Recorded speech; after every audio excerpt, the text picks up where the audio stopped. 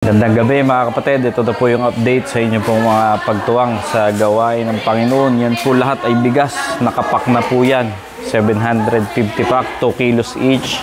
At mayroong mga dilata, Milo, may biskwit din dyan. At may mga pansit canton, and noodles. So marami po yan, yung pa ibang mga karton na ating napamilihan. Yan, under the leadership of Pastor Timothy. Purihin ang Panginoon sa inyo pong mga buhay, sa inyong pagtuwang sa mga nasalanta ng baha dito sa Cebu. So yan, dami po yan. So ito yung ating update.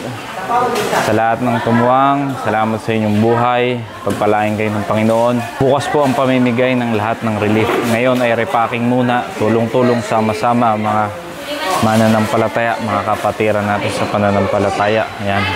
Pray nyo po na marami pang mga hindi nakakilala sa Panginoon ang sumampalataya sa ating Panginoong Jesucristo. Maraming salamat po and God bless you all.